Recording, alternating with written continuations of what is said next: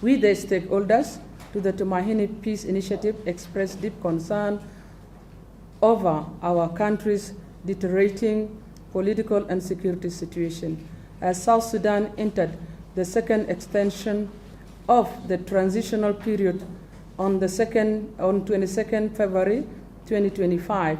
We express concern over the continued violation of the revitalized agreement on the resolutions of the conflict in the Republic of South Sudan, in bracket RRCs, which is demonstrated by the growing political tensions, armed confrontations, intercommunal violence, violations of the revitalized agreement on the resolution of the conflict in the Republic of South Sudan, RRCs, and the spread of violence in several parts of our country, particularly Nasser, Ulang counties of Upper Nile, Western Equatoria, Central Equatoria, and Western Bahr Ghazal states. Additionally, intercommunal violence in different parts of the country poses a serious threat to prospective of peace and stability in our country. The resumption of the Tumaini peace process, therefore, decisive action is urgently needed to prevent further deterioration of the situation in our country. We express our heartfelt condolences to the families of those who lost their lives in the recent violent clashes in Nasser, resulting in the killing of innocent civilian and SSPDF general and a score of fighters of both sides, including an assault on an unmanned helicopter that resulted in death of crew members and 2 injuries. The security situation in South Sudan remains fragile, with flagrant violation of the RRCs, including unilateral changes in leadership position, arrest of senior members of the SPLM, IO, and continued reluctance to implement the agreement in letters and in spirit. This has further exacerbated localized violence, sowed seeds of mistrust among the leaders, parties, and between citizen and government. We therefore call for the following. 1, immediate de-escalation for all warring parties to exercise restraint and engage in dialogue. 2, the parties to reaffirm their commitment to the peace process by fostering collegiality and decision-making. 3, expeditious, credible, independent investigation into the Nasser, Western Equatoria, and other recent incidents to establish facts, ensure accountability, and prevent future occurrence. 4th, the government and other arms groups to urgently measure to protect civilians in the affected areas and ensure humanitarian access in areas of control.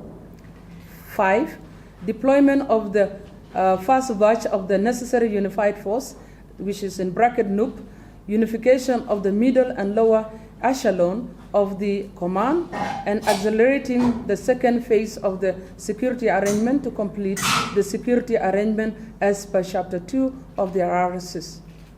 6, clear roadmap of implementation of tasks and activities of the extended RRCs leading to the elections in December 2026, particularly security arrangement, constitution, and electoral preparations.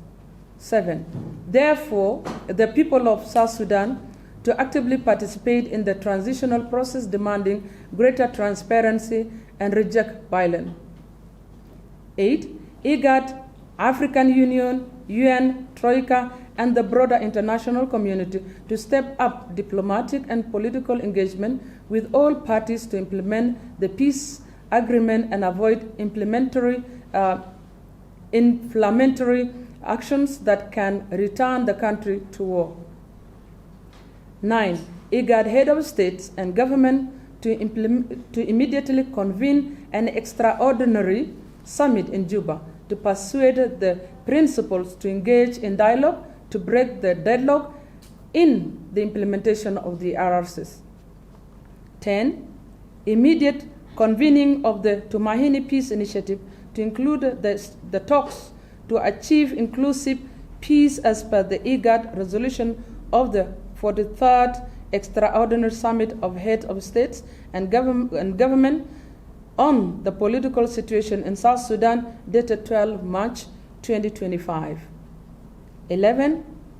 Immediate release of members of the SPLM-IO, the civil society detained, or their presentation before the court of law.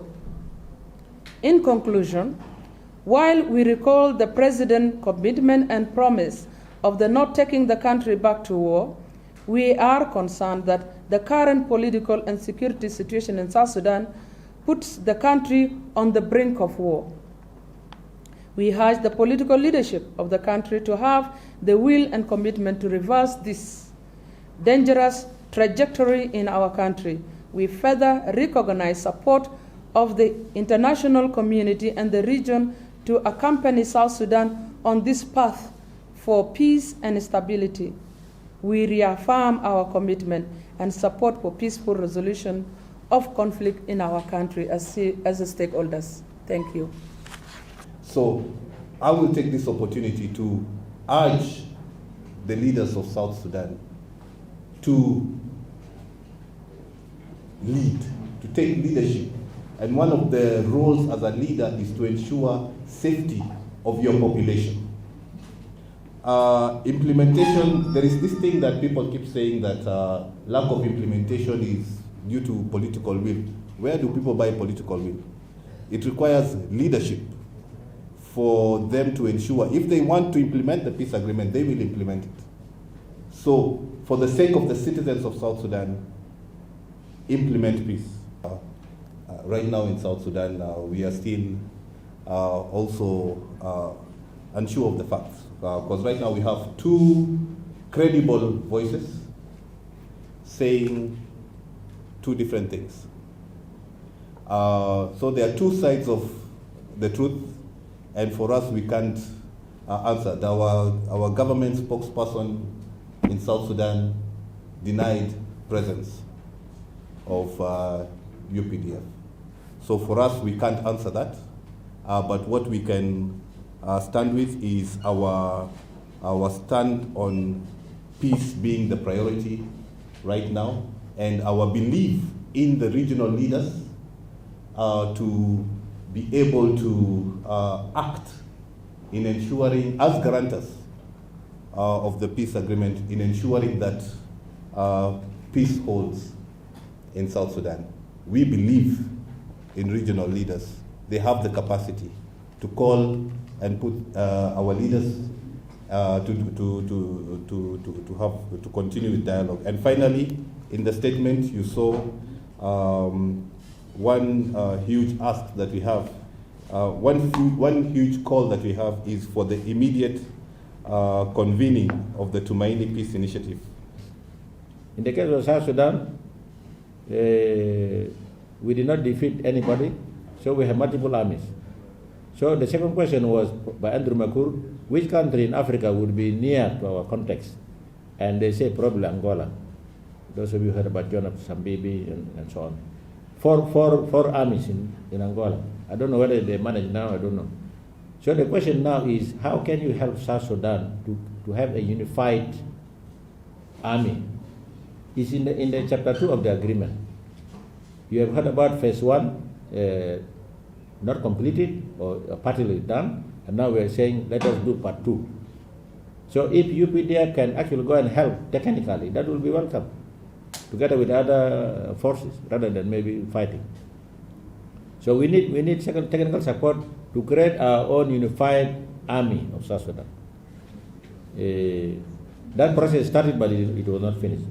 Now the other part, which is we borrowed also from Patrick Lumumba, because we were stuck on this, and I was in Bahir Dar, Lake Tana for another name, August 2015. We called for Patrick Lumumba. You know him, PLO. I think he's a Kenyan. We asked him the same question: how do you deal with this?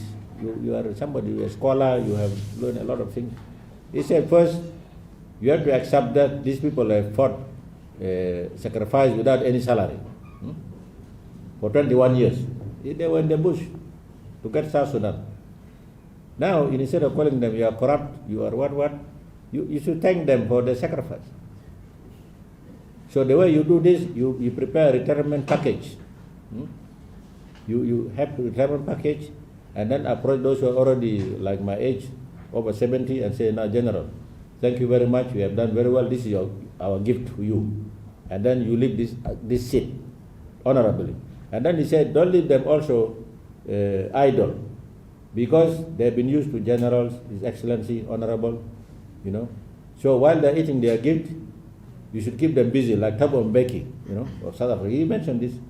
You keep them as envoys while they're eating their gift. Up to now, that recommendation of PLO has not been implemented. Probably because we have no resources. Even the oil now has stopped because Sudan is in crisis. So we may need to revisit that, by the way, because the general cannot just go home and then you assume that there will be peace. They have to be rewarded for their sacrifice, because they have children, they have wives, even themselves. Now even people are not being paid salaries for the whole year because there is no money from the oil. So I think we need to help ourselves. Those of you who are in the army, I think you also to be patient with us. People of South Sudan, we have to work hard so that we can prepare the return package. The next thing, of course, who is going to give them the package? This is the problem. If somebody who is not strong enough to give the package, maybe IGAD should give the package. They will shoot you down. Maybe the amount is not enough. Finally, I want to repeat again. The young people must be patient to prepare themselves to take over from the elders. Give them 5-10 years. They will be dead in the grave. Yeah, they will not be there, even including myself. Number two, please, religious leaders of the region. I know of Fekalaha, my colleagues from Fekalaha, here, Grace Kaiso here in Uganda, Mutaba Musimi in Kenya, and others. Please come to our aid so that you can understand what is going on, so that you can also explain in your own way to your own people. Thank you.